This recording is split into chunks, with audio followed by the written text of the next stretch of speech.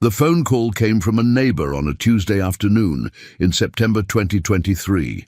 George Patterson was 87 years old, sitting in his living room in Grundy County, Iowa, when his neighbor Helen said, "George, I think you need to see something on Facebook."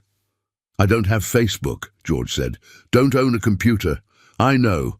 That's why I'm calling. Your grandson posted something. It's about your tractor." 20 minutes later, Helen was at George's door with her iPad. She pulled up Facebook Marketplace, showed George the listing. "For sale, 1960 Farmall 560. Runs good. Needs some work. $12,000 OBO. Contact Brandon." There was a photo. George's 1960 Farmall 560, the tractor that had been in his family for 63 years, sitting in his own machine shed. His grandson Brandon had photographed it, listed it for sale, put George's phone number as the contact. George stared at the screen for a long time, then quietly, "Thank you for showing me this, Helen." After Helen left, George sat in his chair and thought. Brandon was his daughter Linda's son, 28 years old, worked in IT in Cedar Rapids. Brandon visited maybe 3 times a year, usually wanted something: money for a car payment, help with rent, once $5,000 for a business opportunity that never materialized. Brandon had been at the farm 2 weeks ago, asked about the tractor. "Grandpa, are you ever going to sell this old thing? It's just sitting in the shed. You don't even farm anymore. It's worth money." "Not for sale," George had said. "But why keep it? You're 87, you're not farming. It's just taking up space. I could sell it for you. We could split the money." "Not for sale," George repeated. Apparently Brandon had decided to sell it anyway. George picked up his phone, called his lawyer. "Bill, I need to change my will. Today, if possible." To understand why George's response was so immediate and so severe, you have to understand what that 1960 Farmall 560 represented. It wasn't just a tractor, it was the machine that had saved his family. George's father, Walter Patterson, had bought the 560 brand new in March 1960 for $5,200 cash. Walter was 58 years old then, had been farming since 1920, 40 years of working the same 280 acres in Grundy County. In 1960, Walter had a choice. He could buy new, or he could keep his aging 1948 Farmall M and save the money. Most farmers in 1960 were buying on credit. Dealers were pushing financing, easy payments. The post-war boom was in full swing. Walter paid cash, saved for 3 years to afford it. March 1960, walked into the International Harvester dealer in Grundy Center with $5,200 in a bank envelope. Bought the 560 outright. Drove it home. Never owed a penny on it. That decision, paying cash instead of financing, meant Walter entered the 1960s debt-free. Just his land payment, which he'd nearly paid off. By 1965, Walter owned everything free and clear. The land, the equipment, everything. When the agricultural recession hit in the late 1960s and early 1970s, when corn prices fell and farms started failing, Walter survived easily. No equipment debt, no pressure, just kept farming steady. George, who'd been farming alongside his father since 1955, learned the lesson: cash is king, debt is death. Walter died in 1978 at age 76. The 560 passed to George. By then the tractor was 18 years old, had about 9,000 hours on it, but Walter had maintained it meticulously. George kept farming with it. Through the 1980s farm crisis, while neighbors lost everything to equipment debt, George farmed with the paid-for 560. No payments, no pressure. Survived when everyone else failed. George's daughter Linda was born in 1968, grew up with that tractor, learned to drive on it when she was 12, helped George farm through high school, went to college in 1986, came back summers to help. The 560 was part of her childhood, part of her identity as a farm kid. Linda married a man from Cedar Rapids in 1992, moved to the city, had Brandon in 1995, raised him urban. Brandon visited the farm occasionally as a kid, but he was a city kid. Video games, internet, smartphones. The farm was just where Grandpa lived, the place you visited on holidays. George retired from active farming in 2010 at age 74, rented out his 280 acres to a neighbor, kept the 560 in his shed, maintained, started it monthly, used it occasionally for small projects around his property. The tractor was 50 years old by then, worth maybe $8,000, $10,000 to a collector, but to George, it was priceless. It represented his father's wisdom, his family's survival, the reason they still owned the farm when so many others had lost theirs. When Brandon posted that Facebook listing in September 2023, he didn't understand any of this. To Brandon, it was just an old tractor, worth money, taking up space. Grandpa wasn't using it. Why not sell it? But to George, Brandon's action represented something deeper, a fundamental disrespect for family history, for the values that had kept the family solvent, for the sacrifices his father had made. George called Brandon that evening. "Take down the listing. Grandpa, I'm just trying to help. You don't need that old tractor. $12,000. We could split it. $6,000 for you, $6,000 for me. That's good money." "I don't want to sell it. I never agreed to sell it. You listed my property for sale without permission. Take down the listing." "But Grandpa, be reasonable. You're 87. What are you going to do with that tractor? You can't even climb on it anymore. It's just sitting there losing value. Let me sell it while it's still worth something." "Brandon, that tractor is not about money. That tractor represents your great-grandfather paying cash in 1960 when everyone else was financing. That decision kept this family solvent through 2 agricultural recessions. That tractor is the reason you have a grandfather who owns land instead of a grandfather who lost everything in the 1980s. It's not for sale. That's sentimental nonsense. It's a machine. Machines are meant to be used or sold. You're not using it. Sell it." "Take down the listing, Brandon." "No. I think you're being stubborn. I'm going to sell it and give you your half. You'll thank me later." George hung up, called his lawyer Bill Morrison. "I need to change my will. Brandon gets nothing. Everything goes to Linda and the local historical society." Bill said, "George, are you sure? This seems sudden." "I'm sure. Brandon just tried to sell my father's tractor without permission. Listed it on Facebook. When I told him to take it down, he refused. He doesn't understand what that tractor represents, doesn't understand family, doesn't respect my decisions. He gets nothing." The will was changed within a week.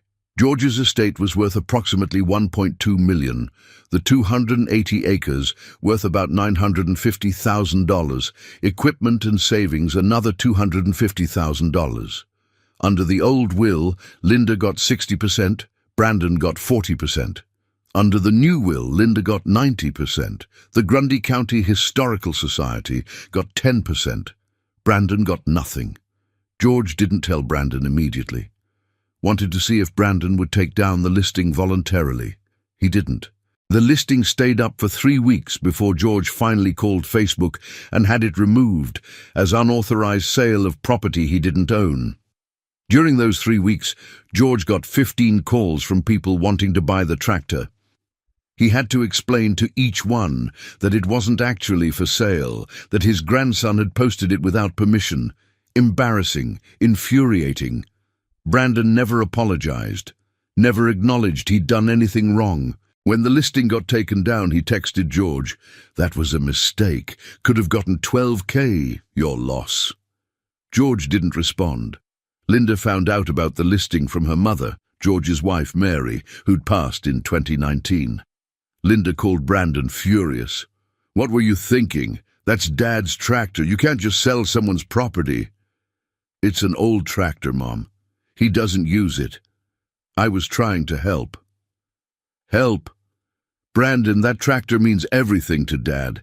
It's not about money. It's about family history. Family history doesn't pay bills. $12,000 pays bills." Linda realized her son didn't get it. couldn't get it, had been raised too far from farming, too removed from the values that had sustained the family. She felt like she'd failed somehow. George lived 3 more years, died in October 2023 at age 90. The will reading happened 2 weeks later. Bill Morrison read the will to Linda and Brandon. When he got to the part where Brandon's inheritance was 0, Brandon's face went white. "That's a mistake. I'm his grandson. I should get at least a third." "It's not a mistake," Bill said. "George changed his will in September 2023. You received nothing." "Why? What did I do?" Linda knew. "The tractor. You tried to sell his tractor on Facebook.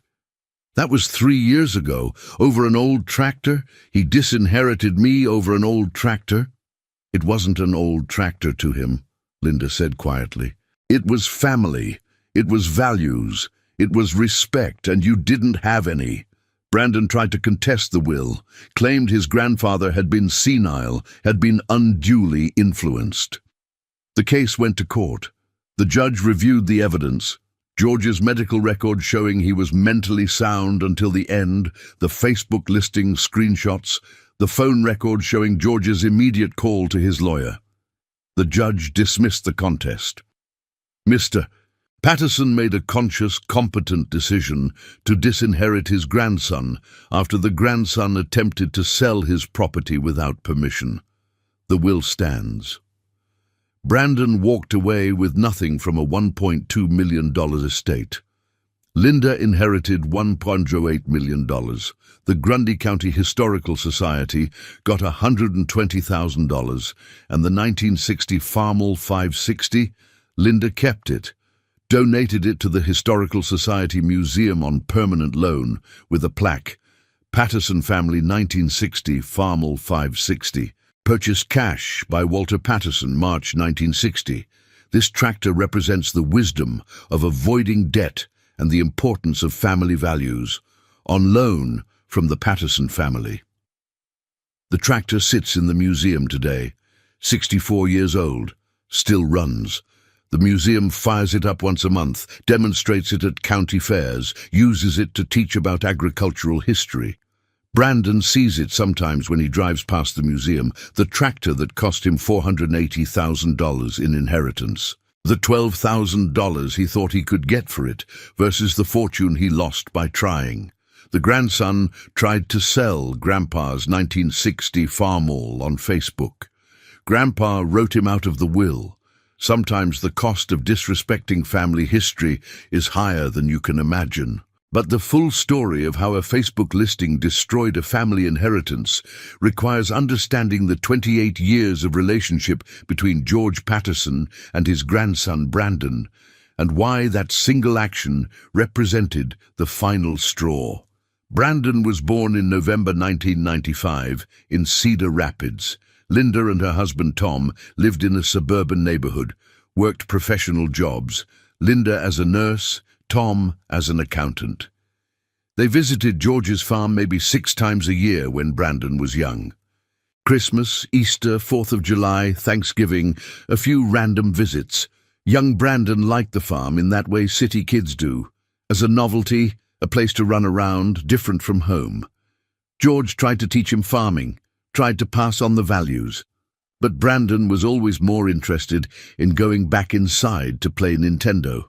When Brandon was 8, in 2003, George took him out to the shed to show him the 1960 Farmall 560. The tractor was 43 years old then, still running perfectly. "This tractor was your great-grandfather's," George said. "He bought it new in 1960, paid cash, $5,200. That was a lot of money back then." Brandon looked at it, bored. "It's old." "It is old, but it still works. Your great-grandfather took care of it. I've taken care of it. Someday maybe you'll take care of it." "Why? Why not just buy a new one?" "Because this one works. And because it reminds us that your great-grandfather was wise enough to pay cash instead of taking debt. That wisdom kept our family afloat when other families lost everything." Brandon didn't understand.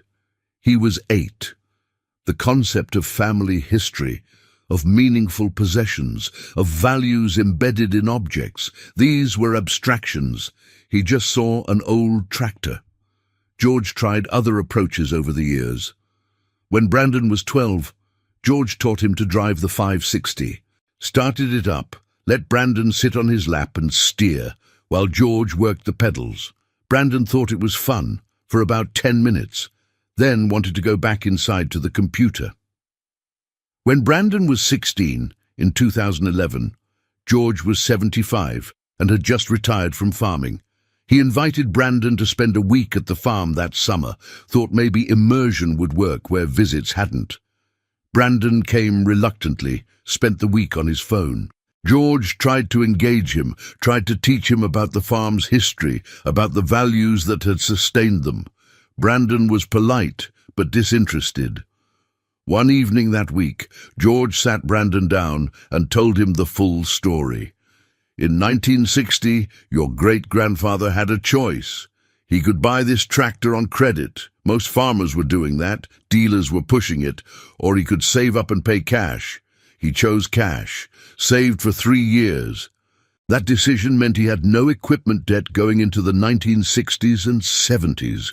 George pulled out old ledgers, showed Brandon his grandfather's meticulous records. See, no debt, just steady profit. When corn prices fell in the early 70s, farms with debt failed. Your great-grandfather survived because he had no payments to make. Brandon looked at the ledgers, nodded politely, clearly wanted to be anywhere else. The lesson, George said, is that debt is dangerous. Owning things outright gives you freedom. This tractor represents that freedom. It's not just a machine, it's a symbol of making smart choices. That's cool, Grandpa, Brandon said, then went back to his phone. George realized he was losing the battle. This generation, Brandon's generation, didn't value the same things. They valued experiences, novelty, instant gratification. Old tractors and family history? Boring. Over the next 12 years, from 2011 to 2023, Brandon visited the farm maybe twice a year. Usually needed something. Money, mostly. In 2014, Brandon was 19, needed $800 for college textbooks. George gave it to him, never saw it repaid. In 2016, Brandon needed $2,500 for a security deposit on an apartment. George loaned it. Brandon promised to pay it back. Didn't. In 2018, Brandon asked for $5,000 for a cryptocurrency investment opportunity. George said no. Brandon got angry, didn't visit for 8 months. In 2020, during COVID, Brandon asked for $3,000 to help with rent since he'd been laid off. George gave it. Brandon got a new job 3 weeks later, never mentioned repaying the money. By 2023, George had loaned or given Brandon approximately $11,300 over 9 years. Brandon had repaid exactly $0. George never asked for it back. Family is family. But he noticed that Brandon only called when he needed money. Noticed that Brandon never asked about George, about his health, about his life, just asked for money and left. Linda noticed too. Dad, you don't have to keep giving him money. He's my grandson. He's using you. Maybe, but he's family. What else can I do? What George didn't know was that Brandon saw him as an ATM, not a grandfather, saw the farm as a bank account waiting to be accessed, saw the eventual inheritance as money he was owed for being born into the family. That perspective, that inheritance was an entitlement rather than a gift, was what led Brandon to list the tractor on Facebook in September 2023. Brandon had visited in early September ostensibly to check on Grandpa, really to assess assets. He was 28, working an IT job making $52,000 a year, living paycheck to paycheck, drowning in credit card debt from lifestyle inflation. He needed money. He walked through George's shed, saw the 1960 Farmall 560 sitting there, cleaned and maintained, obviously valuable. Did some research on his phone, found comparable tractors listed for $10,000 to $15,000. Thought, that's money just sitting there.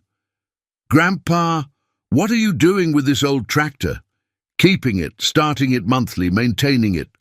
"But why? You don't farm anymore. You could sell it." "Not interested in selling. But it's worth like 12, 15,000. That's real money." "It's not about money, Brandon. That tractor is family history." Brandon didn't understand, didn't want to understand. Just saw $12,000 sitting in a shed, unused, wasteful in his mind.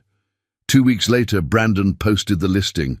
Figured he'd sell it, give Grandpa half, pocket half. Grandpa would be upset initially, but would get over it once he saw the money. Win-win in Brandon's calculation. He was wrong. When George saw that listing, something broke. Not just the unauthorized sale, though that was bad enough. The deeper issue, Brandon's complete disregard for George's clearly stated wishes. George had said the tractor wasn't for sale. Brandon listed it anyway.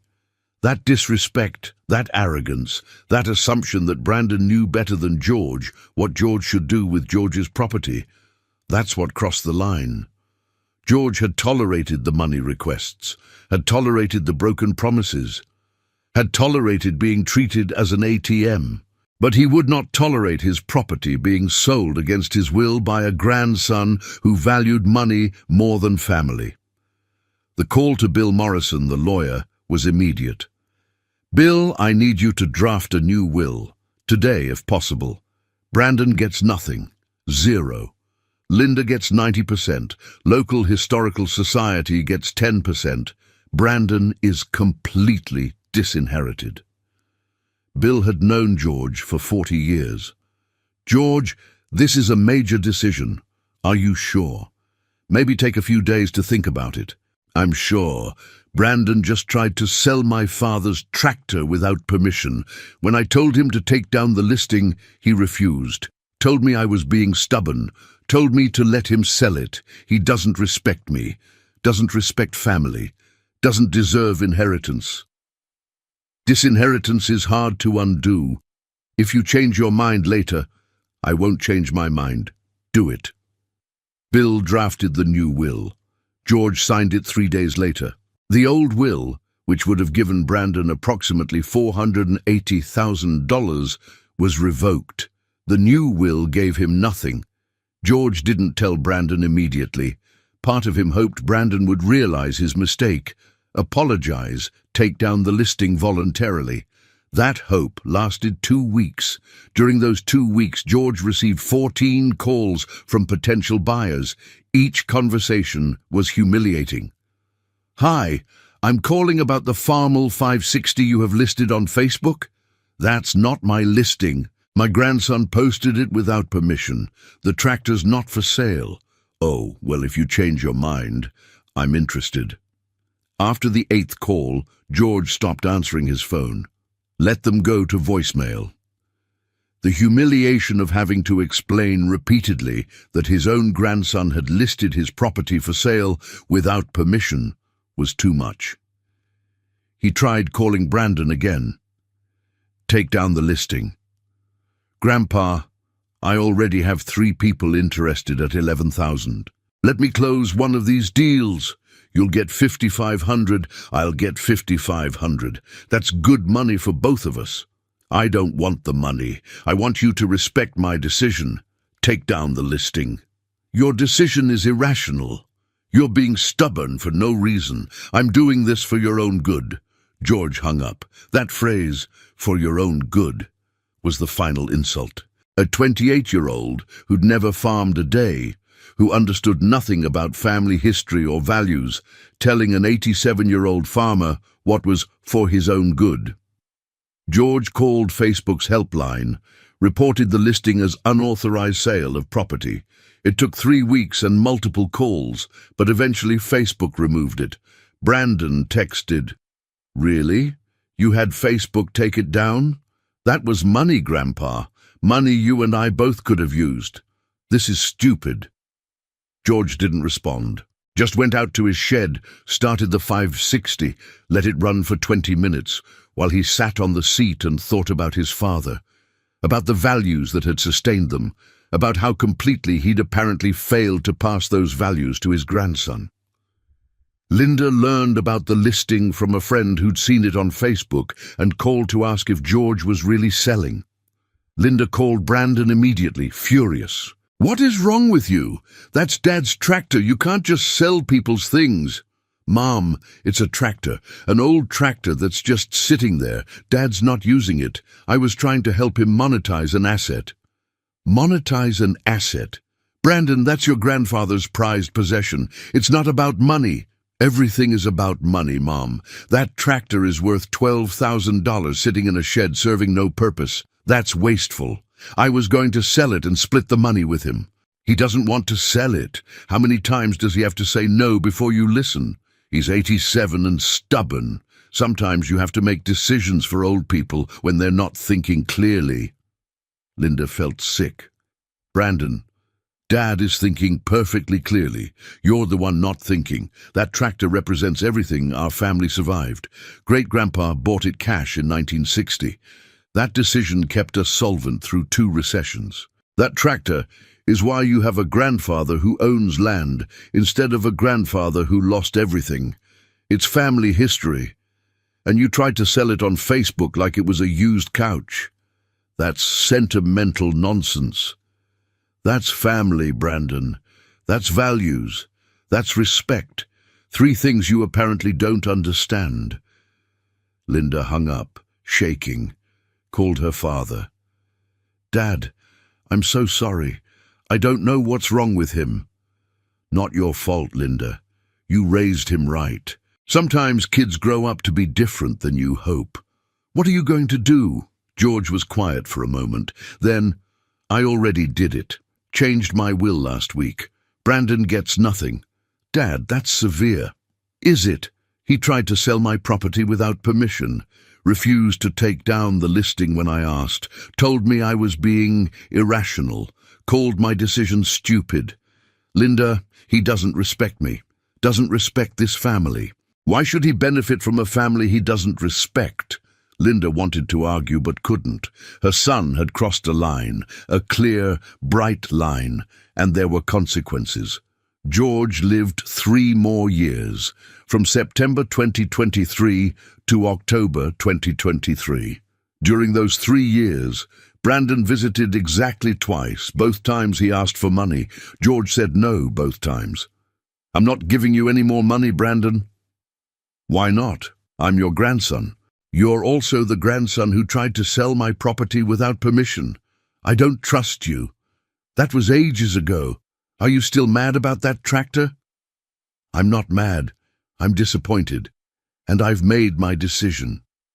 Brandon left both visits angry, feeling like his grandfather was being unreasonably stubborn over an old tractor. What Brandon didn't know was that George had told Linda about the will change. Linda knew Brandon was getting nothing. She tried to warn him, subtly. "Brandon, you should try to repair your relationship with your grandfather." "Why? He's the one holding a grudge over a tractor." "It's not about the tractor. It's about respect, about family. You hurt him deeply. By trying to help him sell something he wasn't using? That's ridiculous." "It's not ridiculous to him, and there might be consequences you're not considering." "What, he's going to disinherit me over a tractor?" Linda didn't answer. Let Brandon interpret her silence however he wanted. He interpreted it as his mother being dramatic, couldn't imagine his grandfather would actually disinherit him. They were family. Family didn't do that. George Patterson died on October 12th, 2023. Heart attack in his sleep. He was 90 years old, had lived a good life, owned his land free and clear until the end. The funeral was large. George had been well known in Grundy County, respected farmer, pillar of the community. Over 200 people attended. Brandon showed up in a suit, played the grieving grandson role, hugged his mother, shook hands, accepted condolences, thought about the inheritance. Had calculated it would be maybe $400,000, $500,000 after his mother got her share. Enough to pay off his debts, buy a house, maybe take that trip to Europe he'd always wanted. The will reading was scheduled for 2 weeks after the funeral. Linda and Brandon sat in Bill Morrison's office. Bill read through the standard legal language, then got to the distributions. To my daughter, Linda Patterson Chen, I leave 90% of my estate, including all real property, equipment, and personal effects. Linda nodded, expected. To the Grundy County Historical Society, I leave 10% of my estate for the purpose of agricultural education and preservation. Brandon's stomach dropped. 90 plus 10 was 100. There was nothing left. Wait, Brandon said. What about me? Bill looked at him over his glasses. You're not mentioned in the will. That's a mistake. I'm his grandson. Where's my share? You receive no share. The will is explicit. Linda receives 90%. The Historical Society receives 10%. That's the entirety of the estate distribution. Brandon's face went white. That can't be right. Check again. Bill pulled out the will, showed Brandon the signature, the date, September 18th, 2023. He changed his will 3 years ago, Bill said. You were disinherited at that time. Why? What did I do? Linda spoke quietly. The tractor, Brandon. You tried to sell his tractor on Facebook. That was 3 years ago. He disinherited me over an old tractor. It wasn't about the tractor, Bill said. According to my notes from when George changed the will, it was about respect. About you attempting to sell his property without permission, then refusing to stop when he asked you to. He felt you didn't respect him or the family values he'd tried to teach you. Brandon stood up angry. This is insane. He was senile. He wasn't thinking clearly. I want to contest this. Bill remained calm. You're welcome to try, but I should tell you that George was evaluated by his physician 2 months ago as part of estate planning. Dr. Sanders found him mentally competent, no signs of dementia or diminished capacity. The will is valid. Brandon hired a lawyer, filed a contest, claimed undue influence, claimed George had been mentally incompetent, claimed the will was unfair. The case went before Judge Patricia Reynolds in Grundy County District Court in February 2024. Brandon's lawyer presented his case. Disinheritance over a single Facebook listing 3 years earlier was excessive and suggested diminished mental capacity.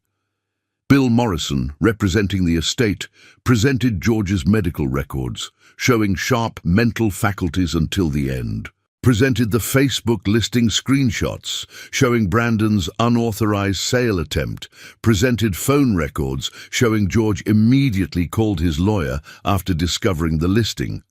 Most damaging, Bill presented a letter George had written and placed with his will in 2023 to be read only if the will was contested. To whom it may concern, George had written. If my grandson Brandon is contesting my will, I want to make clear that my decision to disinherit him was made with full mental capacity and after careful consideration. Brandon's attempt to sell my father's 1960 Farmall 560 without my permission was not an isolated incident. It was the culmination of years of Brandon treating me as an ATM rather than a grandfather. I have loaned or given him approximately $1,100 over 9 years, which he never repaid. He visits only when he needs money. When I explicitly told him the tractor was not for sale, he listed it anyway and refused to take down the listing. This showed fundamental disrespect for my decisions, my property, and my family's values. I disinherited him because he has shown through his actions that he does not value family, does not respect elders, and sees inheritance as an entitlement rather than a gift. My decision is final and deliberate. Judge Reynolds read the letter aloud in court. Brandon's face turned red. Mr. Patterson, the judge said, did you attempt to sell your grandfather's tractor without permission in September 2023? Yes, but I was trying to help. Did your grandfather ask you to take down the listing? Yes, but did you take it down when he asked? No, but he was being irrational. Thank you, I've heard enough. Judge Reynolds looked at Brandon with something close to disgust. Mr. Patterson attempted to sell his grandfather's property without authorization. When asked to stop, he refused and told his grandfather the decision to not sell was irrational. This demonstrates exactly the disrespect your grandfather described in his letter. The will is valid. Contest dismissed. Brandon appealed. The appellate court upheld the decision. By the time legal fees were paid, Brandon had spent $23,000 fighting for an inheritance he'd lost because he tried to sell a $12,000 tractor. The estate settled in June 2024. Total value, $1,187,000. Linda received $1,068,300. The Grundy County Historical Society received $118,700. Brandon received nothing and was out $23,000 in legal fees. The 1960 Farmall 560, the tractor that cost Brandon his inheritance, Linda donated it to the Historical Society Museum. It sits there today, fully restored, with a placard explaining its history. Brandon drives past the museum occasionally, sees his great-grandfather's tractor on display. The tractor he thought was just sitting there serving no purpose. The tractor he tried to sell for $12,000. The decision that cost him $491,300 when you factor in lost inheritance and legal fees.